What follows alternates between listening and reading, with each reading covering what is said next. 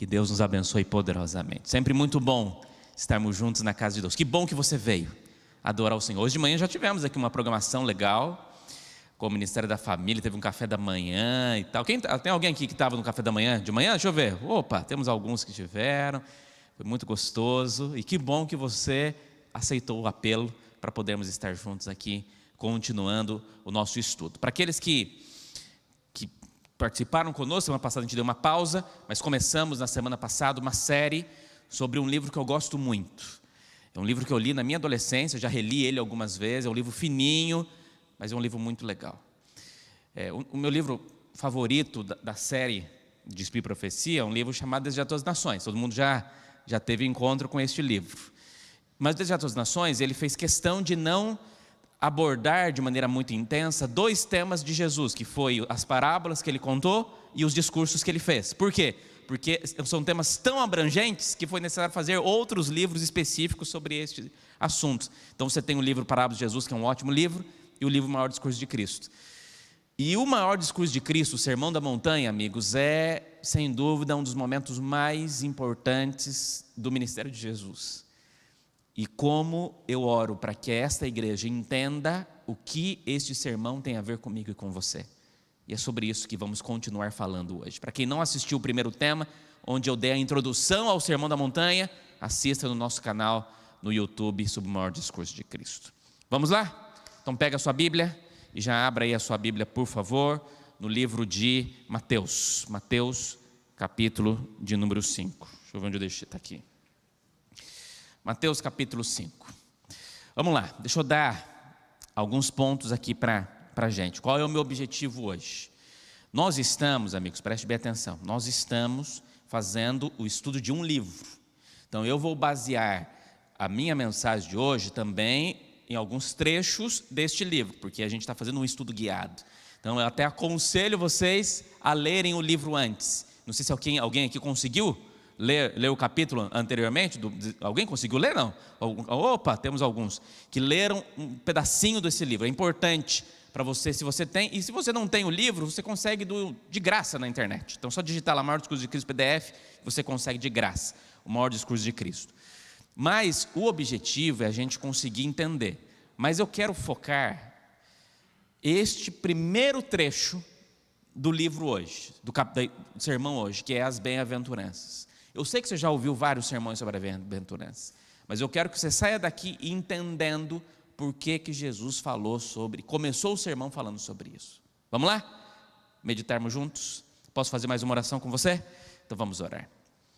Grande Deus, que o Teu Santo Espírito se faça presente nesta igreja, para que possamos compreender esta série maravilhosa sobre o livro O Maior Discurso de Cristo. Que possamos, ó Deus, ter a nossa mente de maneira iluminada pelo Senhor sobre o Sermão da Montanha, o mais importante sermão de Jesus.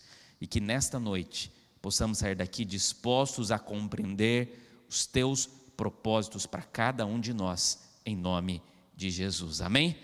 Amém e amém. Tudo bem, vamos lá. O Sermão da Montanha é considerado o discurso de inauguração do reino da graça de Deus. Eu falei no primeiro sermão, no primeiro dia da série, que Jesus, quando ele veio a essa terra, ele veio para estabelecer o seu reino. Então pergunto para você, o reino de Deus já chegou, sim ou não? Já chegou ou não? Foi uma pergunta que eu fiz lá no primeiro sermão. O reino de Deus já chegou? Já, mas não ainda. Lembra disso, não? Por que já, mas não ainda? Porque o reino de Deus, ele já começa quando Cristo se estabelece e inaugura o reino dele, onde Cristo é o rei e nós somos os súditos desse reino. Louvado seja Deus por isso.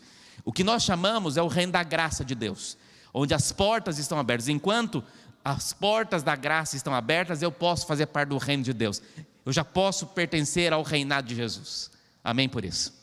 Mas o reino dele só será estabelecido efetivamente quando? Quando ele voltar. Aí vai ser inaugurada a glória de Deus, o reino da glória. Nós não temos utilizado tanto esses termos, mas é para ficar mais claro para a gente conseguir entender. O que Cristo fez? Por que é tão importante esse sermão? Porque foi o primeiro discurso, o primeiro sermão, tanto que algumas pessoas nem chamam de sermão, chamam de discurso, que é um discurso inaugural. Você sabe quando um presidente assume um mandato, ele faz o seu discurso inaugural, e as pessoas ficam lá observando. Existe até uma ciência, que é a análise do discurso. Existe mestrado nessa área, para você ter uma ideia, para fazer análise de discurso, para você estudar o que está por trás de um discurso, da importância de um discurso. O sermão de Jesus é tão importante que ele precisa ser analisado. O que Jesus queria dizer com isso? Jesus, ele não joga frases aleatórias. Tudo que foi falado no Sermão da Montanha foi pensado para causar um efeito. Foi um discurso analisado. Jesus não chegou na hora e falou assim: o que vier na minha cabeça vai acontecer. Deixa eu explicar uma coisa para você. Tem gente que às vezes não entende isso. Pastor, vem, prega para a gente, faz só uma reflexão. Para fazer um sermão, para fazer uma mensagem de 10 minutos, é pelo menos 3, 4 dias estudando. Porque não é só vir falar, né? Você tem uma ideia. Pra você ter uma ideia, quando você vai montar um sermão, existem várias maneiras de fazer sermão. Cada um tem um jeito. Nós temos, por exemplo, alguns sermões que são chamados de expositivo, que são sermões bíblicos, onde você apresenta o texto bíblico e entende o texto bíblico. Existem sermões temáticos, mas todo sermão, geralmente, ele tem um processo, que geralmente é introdução. Geralmente na introdução a gente dá a explicação sobre o que vai ser falado, quebra o gelo, conta uma história, explica um pouquinho, é uma introdução.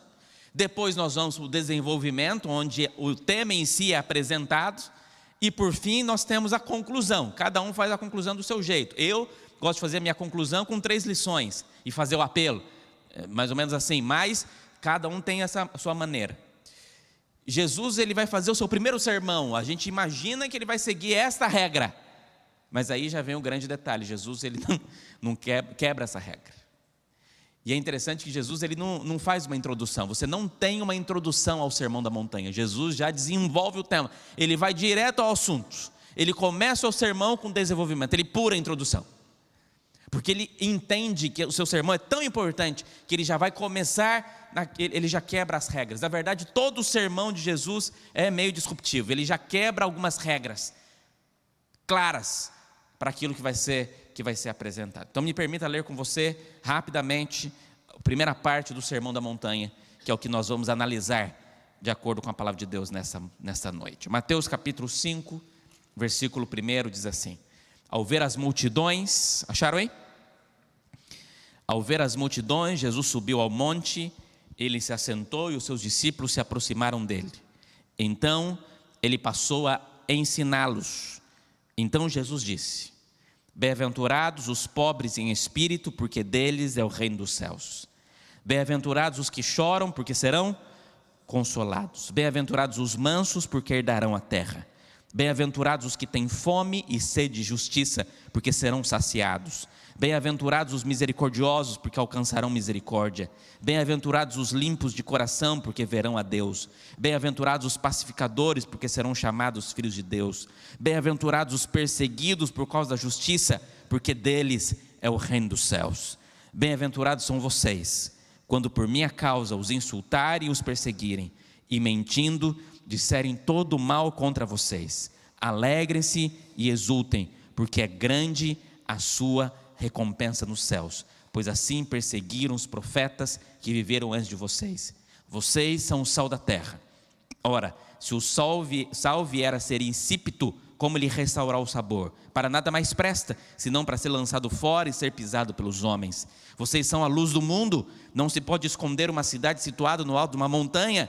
Não se acende uma lamparina para colocá-la debaixo de um cesto, mas num lugar onde ilumina bem todos os que estão na casa. Assim brilhe também a luz de vocês diante dos outros, para que vejam as boas obras que vocês fazem e glorifiquem o Pai de vocês, que estás nos céus. O objetivo do sermão de hoje é entender o que Cristo quis dizer ao dizer essas palavras. Lendo, parece apenas uma poesia, mas é muito mais que uma poesia. Ele até foi meio na nossa Bíblia colocado como em forma de poema, mas não tem nada a ver de poema aqui. Na verdade, o que Cristo apresenta aqui é as verdades mais importantes para a tua vida. Eu pergunto para você: você está preparado para ouvi-las? Para entendê-la? Eu espero que sim. Jesus começa o seu sermão fazendo o seu discurso chamado de bem-aventurados. Pergunto para você, quantas bem-aventuranças Jesus falou aqui? Difícil, né? Você não contou, né? Mas eu respondo, alguns já responderam. 9. Na verdade, no livro de Lucas apresenta o Sermão da Montanha, e ali Lucas coloca apenas 4, mas são 9. Mas por que Lucas coloca 4 se são 9? Preste bem atenção. A importância do Sermão da Montanha, ela é tão importante porque ela é entendida pelos teólogos como o Sinai do Novo Testamento. No Velho Testamento, o Sinai foi o momento em que Deus aparece para Moisés, para entregar para Moisés as orientações mais importantes para o povo naquele tempo, que foram os 10 mandamentos, e mais as outras regras que Deus apresenta neste monte. Agora, Jesus, ele faz uma reafirmação do que aconteceu no Sinai, e ele apresenta isso agora nessa montanha, onde Jesus faz esta mensagem. O que Jesus apresenta nas bem-aventuranças nada mais é do que o que ele espera de atitude daqueles que querem ser chamados cidadãos do reino dos céus. E ele apresenta nas bem-aventuranças pelo menos 4 atitudes. Pelo menos 4 atitudes. Quais são elas? Ele apresenta uma atitude em relação a si mesmo. Como que você deve olhar para você, se você quer ser um cidadão do reino dos céus. Lembre-se, Jesus prega o Sermão da Montanha para inaugurar o seu mandato, o seu reino. Agora ele fala, o que eu espero daqueles que querem ser súditos do meu reino? Ele faz essa atitude. Segundo, ele faz uma atitude que nós, como cidadãos desse reino, devemos ter em relação ao pecado. Uma vai se ligar à outra. Está claro para você? Uma vai se ligar à outra. Terceiro ponto, tem uma atitude em relação a Deus. Então, veja bem, atitude em relação a si mesmo, uma atitude em relação ao pecado, uma atitude em relação a Deus, e ele termina as bem-aventuranças apresentando uma atitude em relação ao mundo, a maneira como nós entramos no mundo. Vamos tentar analisar isso. Então Jesus começa citando uma palavra chamada de bem-aventuranças. O que são essas bem-aventuranças que Jesus apresenta? Como que nós podemos traduzir a palavra bem-aventurados? Como? Geralmente nós falamos que é feliz. Mas eu quero começar para você que é mais do que isso. A palavra que é utilizada, deixa eu ver se funciona aqui. Funciona, opa. A palavra que é utilizada é a palavra Macários. Jesus usa essa palavra Macários. Macários, ela pode ser traduzida como muito feliz. É um estado maior do que a felicidade. Se existe condição de você estar mais do que feliz. Você é feliz? Sou, pastor. Mas como é que você está hoje? Muito mais feliz. É isso que Jesus está querendo dizer aqui. É a mesma palavra que no Antigo Testamento é utilizada a palavra asher, que já é utilizada como bem-aventurado, traduzida como bem-aventurado. Mas o latim, que deu origem, né, o grego deu o latim o português. O latim apresenta a palavra beatus. Já ouviu falar de alguém que é beato, né? Fulano é beatus. Geralmente quando alguém é beatus é alguém que é muito dedicado a uma certa causa. Mas a palavra beatus nada mais é do que a palavra utilizada para bem-aventurados, para beatitude. Alguém tem uma beatitude, uma atitude maravilhosa, uma atitude boa. É alguém mais que feliz. Existe um teólogo que escreveu um comentário que eu gosto muito, chamado Aaron Ruseb. Ele diz o seguinte: essa palavra, ela tinha um significado muito forte para os ouvintes, muito forte. E nessa palavra forte que tinha para os ouvintes, nessa palavra forte, pois ela representava a ideia de alegria divina e perfeita. A palavra Macários, bem-aventurado, não era um termo usado para seres humanos. Essa bem-aventurança sugeria satisfação e suficiência interiores que não dependiam das circunstâncias externas para ter alegria. Porque a nossa visão humana de felicidade é: as circunstâncias ditam a minha felicidade. Por que você está alegre hoje? Hoje eu estou alegre porque meu filho passou no vestibular. Por que você está feliz hoje? Hoje eu estou feliz porque minha família está com saúde. Por que você está feliz hoje? Hoje eu estou feliz porque eu paguei. O que Cristo oferece nas bem-aventuranças é uma felicidade que não depende das circunstâncias que você está vivendo. E você já deve ter visto alguém que estava passando por uma tempestade e estava feliz. Que estava passando por um hospital, tratando um câncer, na beira da morte e estava feliz. E você fala assim: como que alguém passando por uma situação dessa está feliz? É esta felicidade que Deus quer oferecer para aqueles que estão dispostos a ser cidadãos do reino. É uma felicidade que não depende da circunstância que você está passando. Tá dando para entender, amigos? O bem-aventurados que Deus oferece é algo maior do que isso. E aí, estudando sobre esse assunto, me veio na mente um texto que eu ouvi quando eu era adolescente, num sermão de um pastor um dos primeiros livros que eu li na minha vida, de um pastor chamado Pastor Braguinha. Ele escreveu alguns livros, conhece ele não? E ele escreveu alguns livros, um livro dele chamava Ossos, como é que é? Sapos Fervidos e Ossos Dançantes. Eu lembro que eu ganhei esse livro num sorteio, e foi muito legal. E aí um dia eu fui assistir um sermão dele em São Paulo, e ele pregando, e ele leu esse texto, e eu nunca tinha lido esse texto. E aí me veio à mente esse texto. Quando eu estudava sobre isso, me veio esse texto. Não sei se você já leu esse texto. Está num livro não muito lido, então por isso que possivelmente talvez você nunca tenha visto. Está no livro de Sofonias. Já viu Sofonias? Tem alguém que fala assim: está na Bíblia? Isso estava. Sofonias capítulo 3. Mas eu vou ler aqui na nova tradução na linguagem de hoje, porque eu acho que fica ainda mais legal de ver a essência desse texto. Sofonias 3,17. Nem vou pedir para você abrir, porque você vai demorar para achar. Mas vou ler. Está assim, Sofonias 3,17. Olha que texto bonito. Pois o Senhor seu Deus, guarda esse texto para você guardar para o seu dia, para a sua semana. Pois o Senhor seu Deus está com vocês. Ele é poderoso e os salvará. Deus ficará contente com vocês, e por causa do seu amor, Ele lhes dará uma nova vida. Ele cantará e se alegrará, como se faz num dia de festa. Uau! Você consegue imaginar Deus assim?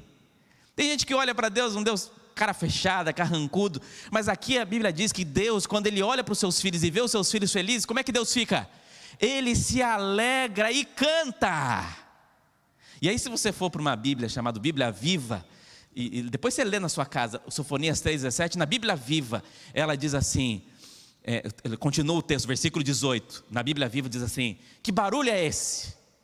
Que barulho é esse que se está se escutando? São barulhos de trovões, de pássaros? Não, é o barulho da voz do Senhor cantando de alegria pelos seus filhos. Uau! Eu gosto de imaginar isso.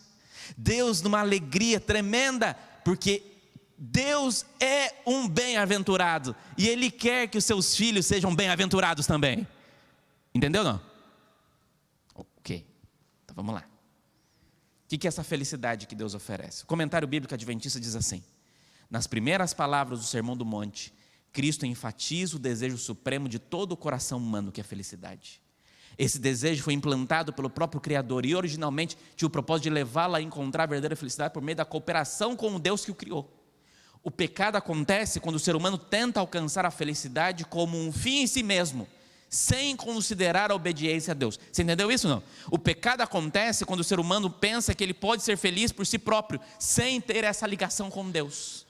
Aí, dessa forma, no início do seu sermão inaugural como o rei do reino da graça divina, Cristo proclama que o principal objetivo do reino é restaurar a felicidade perdida no Éden, no coração humano, e que aqueles que escolhem entrar pela porta estreita e pelo caminho apertado encontrarão verdadeira felicidade, acharão paz e alegria interiores, satisfação verdadeira e duradoura para a mente e o coração, que só se alcança quando paz, que excede todo entendimento, está presente para guardar todo o ser em Cristo. Amém. Uau, louvado seja Deus. O que acontece lá no livro Maior Discurso de Cristo é que a serva de Deus diz assim: com um ensino estranho e novo, essas palavras caem nos ouvidos da multidão admirada. Semelhante doutrina é contrária a tudo o que eles ouviram dos sacerdotes e rabinos. O que Jesus ensina nas bem-aventuranças é totalmente diferente de tudo o que eles já tinham aprendido com os rabinos naquele tempo.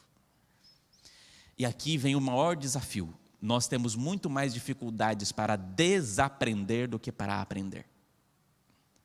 O que Jesus faz no Sermão da Montanha é fazer um processo de desaprendimento dos seus ouvintes, para que eles possam compreender algo que é muito maior do que eles poderiam imaginar. para você entender melhor o sermão da bem-aventuranças, você precisa lembrar o que aconteceu lá na parábola do fariseu e do publicano. Lembra dessa parábola? Leia comigo rapidamente, Lucas 18. Lucas 18, vamos lá. Veja, eu não quero ficar apenas no básico, eu quero que você entenda a essência do que está escrito, porque tem muito mais nas entrelinhas do que nas linhas. Então é importante você pensar com a mente daqueles que gostam da palavra de Deus. Eu amo a palavra do Senhor. Lucas 18, versículo 9 diz assim: Jesus também contou essa parábola para alguns que confiavam em si mesmos, por se considerarem justos e desprezavam os outros. 2 homens foram ao templo para orar. Um era fariseu e o outro era... Olha, aquilo que eles falam dizem muito sobre qual era a maneira deles pensarem. Você fala aquilo que você pensa. É claro que tem muita gente que fala sem pensar, mas geralmente você fala aquilo que você pensa. A maneira com que eles vão falar agora diz muito sobre o que passava na mente deles. O fariseu ficava em pé e orava de si para si mesmo dessa forma: ó Deus, graças te dou porque não sou como os demais homens, roubadores, injustos, adúlteros, nem ainda como este publicano. Jejuo 2 vezes por semana, dou dízimo de tudo que eu ganho. Esta oração demonstra sobre como era esse fariseu, sim ou não? Esta oração demonstra alguém que tinha qual tipo de sentimento no coração? Qual? Ele estava fazendo uma oração de dependência de Deus? Não, ele estava fazendo uma oração de quê? De exaltação para quem? Dele mesmo. A oração que o fariseu faz é: obrigado Deus porque eu sou quem sou. É isso que ele está dizendo. Obrigado, e ainda diz assim: e obrigado porque eu não sou que nem os outros. Aí vem um publicano e ora longe, nem levantava os olhos para o céu, mas batia no peito dizendo: ó Deus, tenha misericórdia de mim porque sou pecador. E eu digo a vocês que dessa noite apenas um voltou salvo para a sua casa, e não foi aquele, porque todo o que se exalta será humilhado, mas o que humilha será...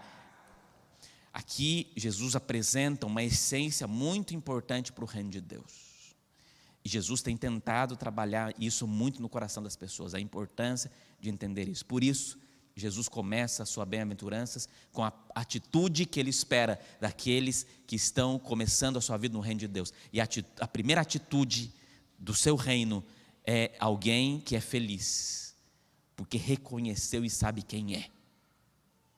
A primeira bem-aventurança diz: bem-aventurados os pobres. E aqui totalmente diferente, porque você lembra, eu falei no primeiro sermão, que eles esperavam nesse sermão da montanha, como que Jesus iria ser alguém forte e poderoso, a ponto de conseguir fazer uma rebelião para tirar o poder dos romanos, para poder trazer o poder de novo para os judeus. E ele já imaginava como que eles seriam ricos, quando eles conseguissem pegar para eles, depois da guerra, as riquezas que os romanos tinham guardado. Aí Jesus começa o sermão, onde todos estavam na expectativa. Agora ele vai dar o recado: vamos começar uma rebelião. E ele começa o recado dizendo assim: feliz, muito feliz são os pobres. Aí ele fala: pronto. Totalmente diferente da ideia das pessoas.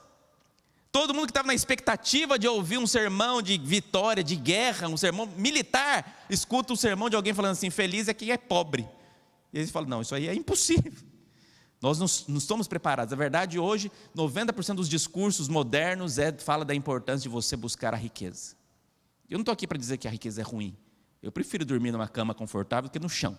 Mas eu estou querendo dizer para você, amigos, que o reino de Deus é diferente da mentalidade do ser humano. O que Cristo está dizendo aqui é: bem-aventurados são os pobres. Algumas versões dizem humildes em espírito, porque deles é o reino dos céus. A primeira característica, a primeira atitude para aqueles que querem viver o reino de Deus nessa terra é entender quem é você. Você não pode ser um súdito sem entender quem é você. A humildade faz parte do processo de Deus de organizar você. Miqueias capítulo 6, versículo 8. Miqueias é um livro muito legal. Já fiz um sermão sobre Miqueias aqui na igreja. E Miqueias 6, versículo 8 tem um texto muito importante que diz assim: olha esse texto. Se você quiser marcar na sua Bíblia, fique à vontade, eu trouxe na tela para a gente. O texto de Miqueias 6, verso 8 diz assim: ó, ele já mostrou a você, Miqueias dizendo sobre Deus, Deus já mostrou a você o que é bom. E o que o Senhor pede de você? Já. O que o Senhor pede de você? 3 coisas. Pastor, se eu quero resumir o que Deus espera de mim, pecador, nesse mundo, o que Deus espera de mim? 3 coisas. Primeiro, Deus espera que você pratique a justiça, que você seja justo. Essa é a primeira coisa. Deus espera de você que você ame a misericórdia. E terceiro, Deus espera de você que você ande, o quê? Humildemente com Deus.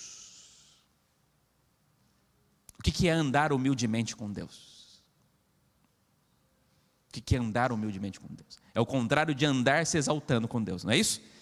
Alguém que anda se achando superior porque tem Deus. Aqui é andar humildemente com Deus. O que acontece em Miqueias capítulo 6 é praticamente um resumo do Velho Testamento do que Jesus iria dizer no Sermão da Montanha. Aqui Jesus está mostrando essa importância. Olha o que diz o maior discurso de Cristo. Eu trouxe apenas alguns trechos para a gente poder relembrar aqui. Aquele que se julga são, que pensa ser razoavelmente bom, que se satisfaz com o seu estado, não procura tornar-se participante da graça e justiça de Cristo. O orgulho não sente necessidade, fechando, pois, o coração a Cristo e as bênçãos infinitas que Ele veio dar. Não há lugar para Jesus no coração dessa pessoa. Os que são ricos e honrados aos próprios olhos, não oram com fé para receberem a bênção de Deus. Presumem estar cheios, por isso se retiram vazios.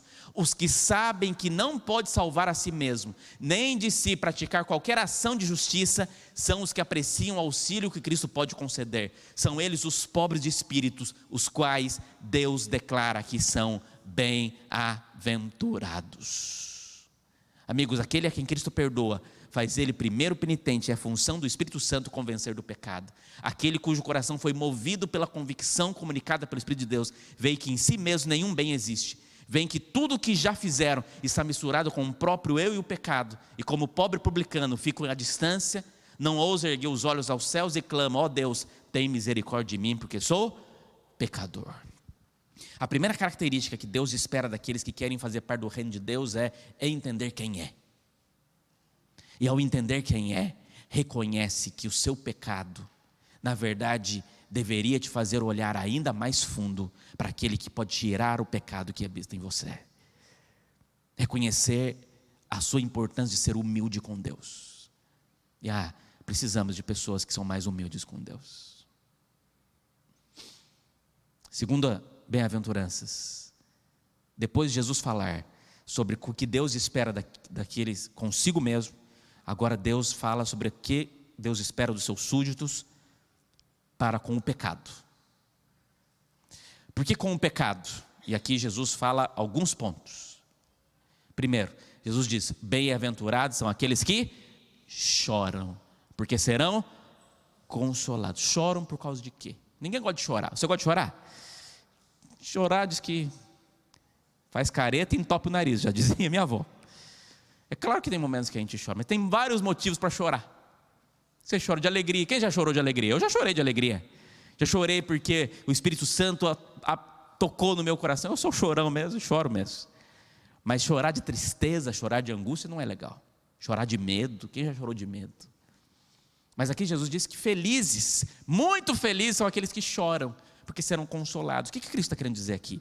Aqui Ele está querendo mostrar, amigos, o choro pelo pecado. Jesus está fazendo, Ele faz o que Ele espera daqueles que querem ser súditos do reino de Deus, e agora Ele espera, o que Ele espera daqueles que querem viver a vida ao lado de Deus, relacionada ao pecado. E aqui Jesus mostra uma característica: Ele espera aqueles que choram. Abra sua Bíblia, não está ali na tela, mas abra sua Bíblia comigo, no Salmo 51, rapidamente, vamos lá. Salmo 51. O Salmo 51 é uma oração. Quem fez essa oração? Quando que ele fez essa oração? Quando que ele fez? Quando ele pecou, correto? Então aqui ele está fazendo uma oração de perdão, não foi isso? Aí, olha o que ele fala na sua oração, é um salmo muito famoso. Mas no verso 10 ele diz assim: cria em mim, ó Deus, um coração puro, e renova dentro de mim um espírito Essa é a frase mais famosa da oração do Salmo 51. Mas olha o que diz o verso 16 em diante. Olha o que diz, vamos ler. Salmo 51, 16. Pois não te agradas de sacrifícios, do contrário eu te ofereceria. Não tem prazer em holocaustos. Aí ele diz assim: sacrifício agradável a Deus é um espírito, o quê? Quebrantado, um coração quebrantado, contrito a Deus, e essa pessoa Deus não desprezará. Olha para mim, o que você acha que é um coração quebrantado e contrito? O que você acha? O que é um coração quebrantado? Fulano está quebrantado. Quando você ouve essa palavra, o que você imagina? Alguém triste, que está se derramando, que entendeu, que se arrependeu. Quando que você fica com o coração quebrantado? Quando um filho erra e desobedece o pai, e depois ele olha a besteira que ele fez, o coração se quebranta, ele fica com o coração contrito, ele chora. A Bíblia diz que quem chega a Deus como um sacrifício de um coração quebrantado, Deus não desprezará. É isso que está aqui na Bíblia, não é isso? É isso que ele está dizendo aqui. Bem-aventurados aqueles que reconhecem a situação do seu pecado e entendem que podem ser consolados pelo Senhor. O pranto aqui apresentado é a sincera tristeza de coração pelo pecado. Vemos que foi o pecado que açoitou e crucificou o Senhor da glória. Vemos que ao passo que somos amados com indizível ternura, nossa vida tem sido uma contínua cena de ingratidão e rebelião. Esquecemos nosso melhor amigo e desprezamos o mais precioso dom preparado para o céu. Crucificamos de novo em nós mesmos o Filho de Deus e de novo transpassamos aquele sangrento e ferido coração. Separamos-nos de Deus por um abismo de pecado extenso, negro e profundo e choramos com o coração quebrantado. Quando você entende que este pecado ofendeu a Deus. Fala uma coisa para você. Tem gente que está tão acostumada com o pecado que o pecado não dói mais. Ah, amigo, quando o pecado não doer mais, alguma coisa está muito errada com você. Tem perdão para todos aqueles que se arrependem, sim ou não? Tem, mas você tem que estar com o seu coração quebrantado, tem que ter tristeza pelo pecado. Isso é verdadeiro arrependimento. Terceira bem-aventuranças. Aí vem o terceiro ponto. Uma situação com você, uma situação com o pecado, mas ainda falando sobre a questão do pecado, Deus diz, mas bem-aventurados são os mansos, porque herdarão a terra. Você conhece alguém que é manso? Que é uma pessoa mansa de se lidar, que é uma pessoa que tem uma tranquilidade, uma calma, uma paz.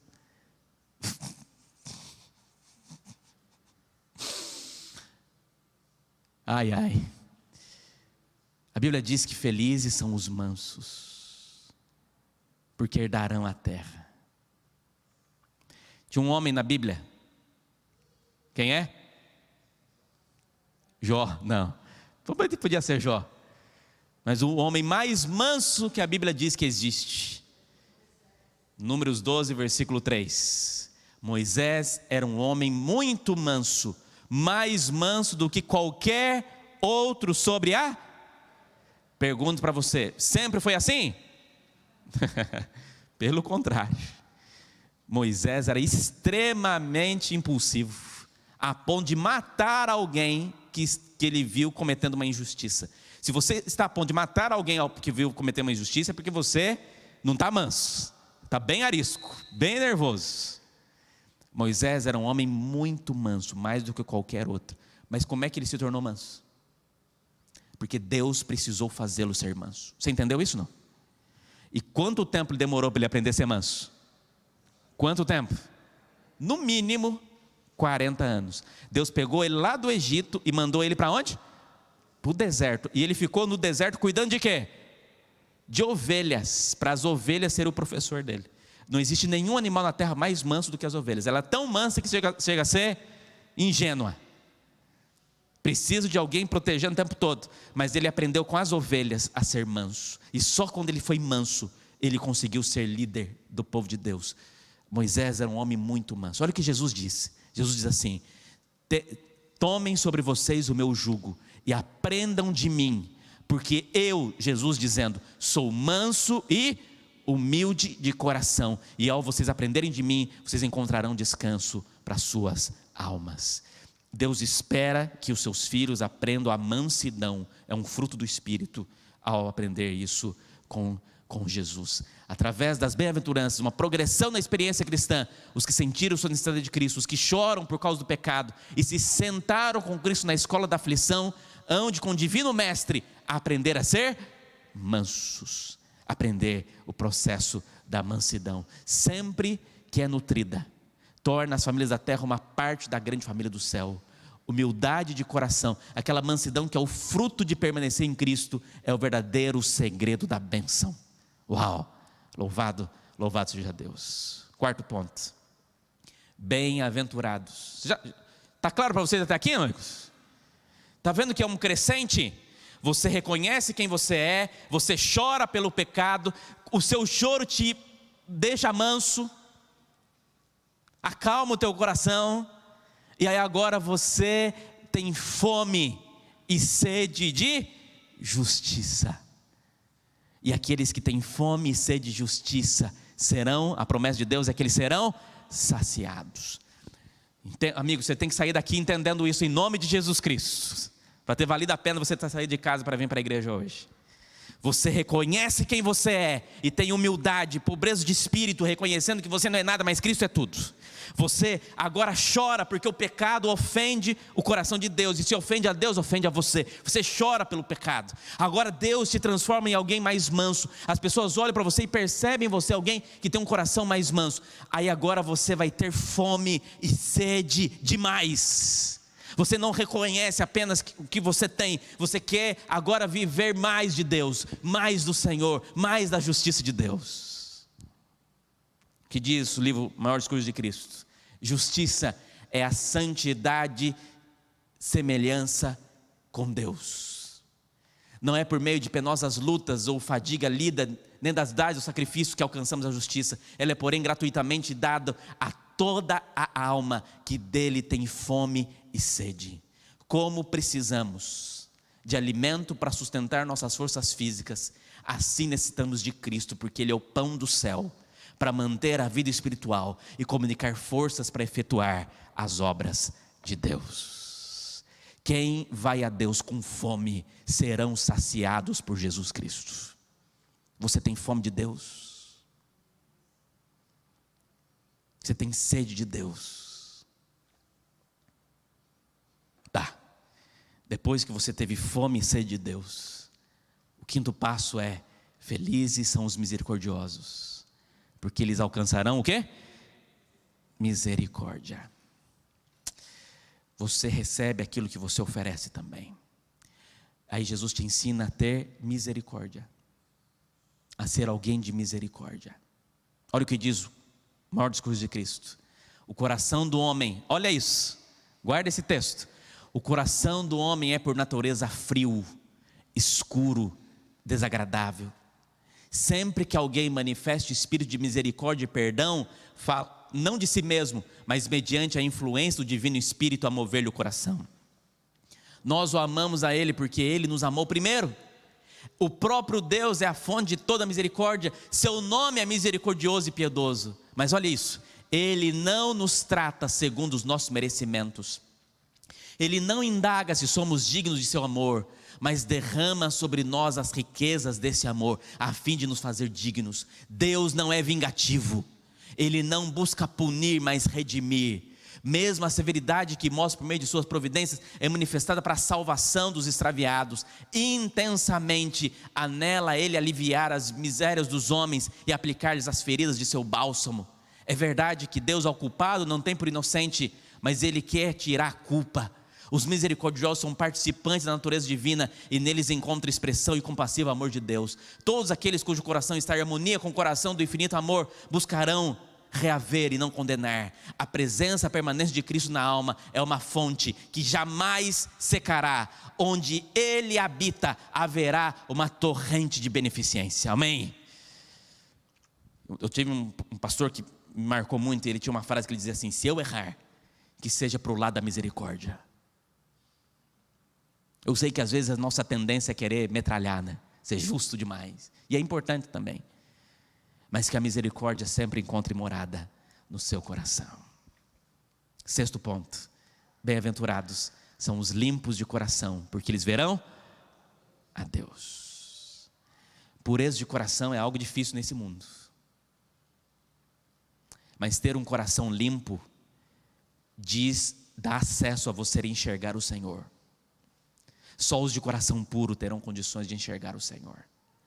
Eu fiz questão de separar esse texto. Olha que texto. Os judeus eram tão meticulosos quanto a limpeza cerimonial que suas regras eram extremamente pesadas. Tinham o espírito preocupado com regras, restrições, o temor de contaminação exterior, e não percebiam a mancha que o egoísmo e a malícia comunicavam à alma. Jesus não menciona essa pureza cerimonial como uma das condições de entrar em seu reino, mas indica a necessidade de pureza de coração. A sabedoria que do alto vem é primeiramente pura. Na cidade de Deus não entrará coisa alguma que contamine. Todos aqueles que houverem de ser seus moradores hão de ser tornados aqui puros de coração. A pessoa que está aprendendo de Jesus manifestará crescente desagrado pelas maneiras descuidosas, pela linguagem indecente, pensamentos vulgares. Quando Cristo habita no coração, haverá pureza e refinamento de ideias e maneiras. Quando Cristo habita no coração, você não vai gostar de coisas que sejam impuras.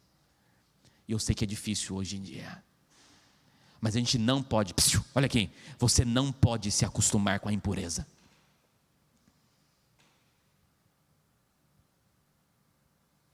E geralmente nós cauterizamos a mente. Fulano assistiu um filme que tinha sangue, fechava o olho, botava um travesseiro no rosto, aí depois começou a achar interessante, aí depois, hoje só assiste se tiver muito. Então alguma coisa está acontecendo. E eu estou falando só dando um exemplo, poderia ter muitos outros, piores. Cuidado para não se acostumar com a impureza de coração. Os últimos, o sétimo, o oitavo e o nono, vamos falar um pouquinho sobre a nossa característica com o mundo. Bem-aventurados são aqueles que trazem paz, porque aqueles que trazem paz serão chamados de filhos de Deus. Filhos de Deus. Trazer paz é dizer que Cristo é o príncipe da paz, e a sua missão é restituir a terra e o céu a paz que o pecado arrebentou. Trazer paz é onde, no mundo de tanta guerra, é onde você está, que a paz seja a essência. O oitavo diz que bem-aventurados são os perseguidos por causa de Cristo, da justiça, porque deles é o reino dos céus.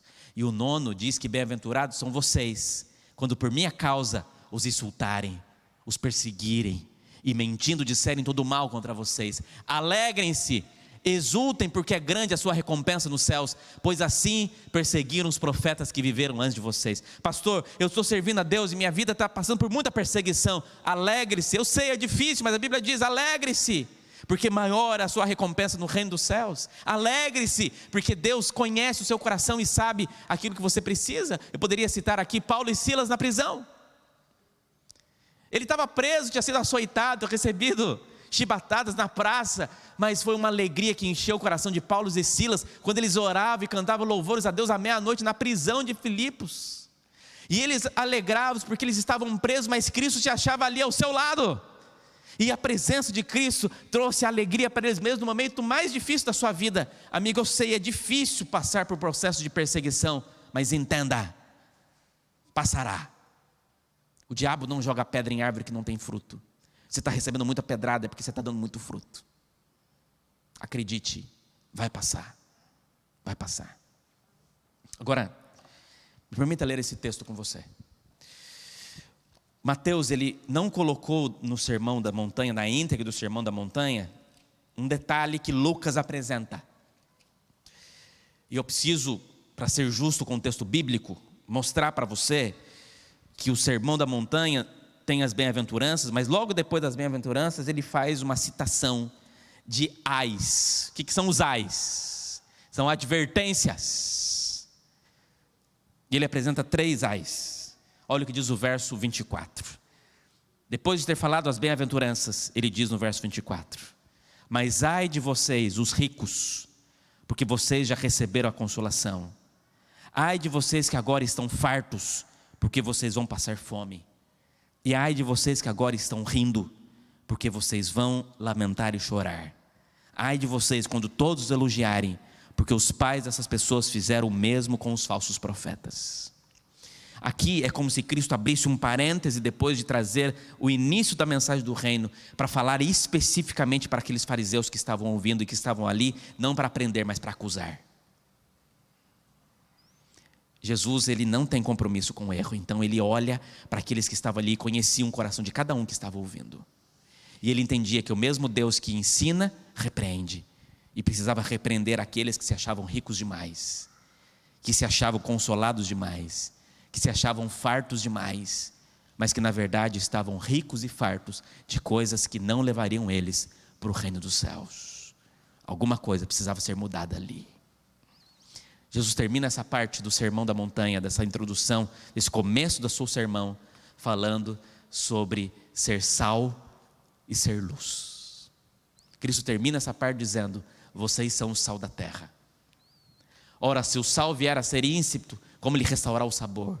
Para nada mais presta, senão para ser lançado fora e ser pisado pelos homens. Antigamente o sal era um salário, né? A palavra salário vem de sal, era usado para conservação.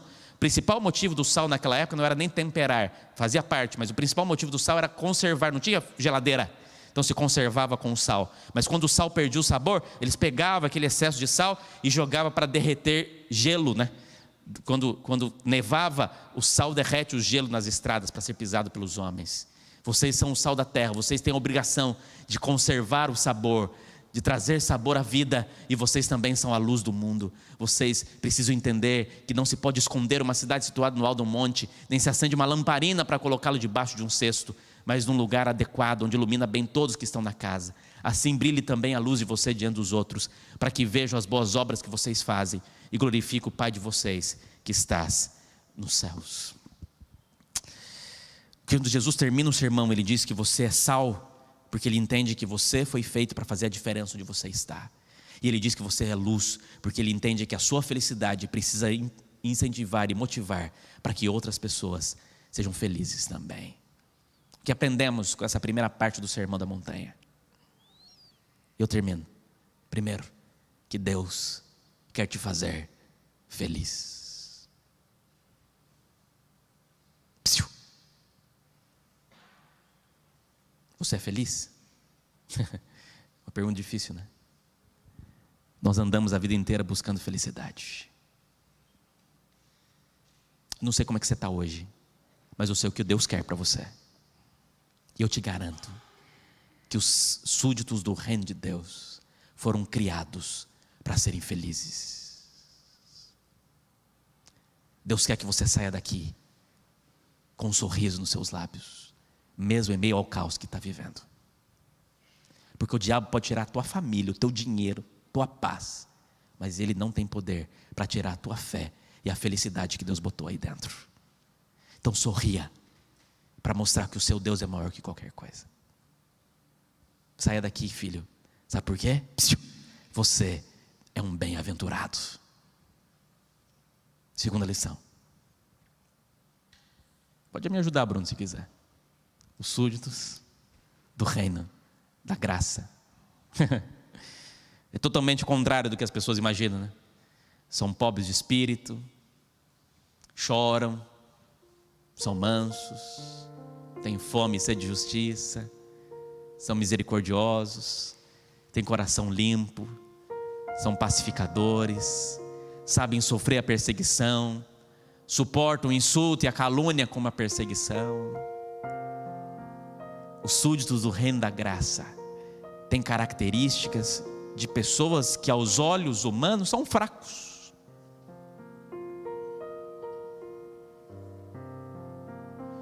Eu imagino que as pessoas que ouviram o sermão de Jesus pensaram: com essas características não dá para vencer o exército romano, com essas características não dá para fazer uma rebelião. As características daqueles que servem o reino de Deus são características humanas de fraqueza. Você talvez veio de uma família em que o pai ensinava que homem não chora. Talvez você veio de uma família em que, se você se considerava humilde e fraco, você era desprezado pelas pessoas. Eu não sei qual foi a sua criação, mas o que eu quero dizer para você é que o Evangelho da graça de Deus diz que a sua fraqueza mundana é a sua força perante Deus, porque quando você está fraco, aí que você é forte, porque Cristo é a sua força, e a presença dEle te faz mais forte do que você imagina que pode ser, porque Filipenses diz que tudo posso naquele. Então pode chorar sim, pode se humilhar, pode ter fome de Deus, pode ser pacificador, pode ser misericordioso, a ponto de olhar para você e falar assim: você está sendo até bobo, né? Você está sendo misericórdia demais. Não importa, a força que Deus te dá te faz ser diferente do que as pessoas esperam, mas te faz ser feliz por viver os propósitos de Deus. E eu termino dizendo: Deus te criou para brilhar pelo reino. Você não foi chamado por Deus para ser mais um. Deus chamou você para fazer a diferença onde você está, para brilhar pelo reino de Deus. Será que é isso que você quer? Está chegando o dia, amigos, em que viveremos com o Senhor na eternidade, e ali no céu nossa felicidade vai ser completa. Mas eu garanto para você que aqui, neste mundo mau, ainda tem como ser feliz, se Cristo for a fonte da sua verdadeira felicidade. Nem que vai cantar.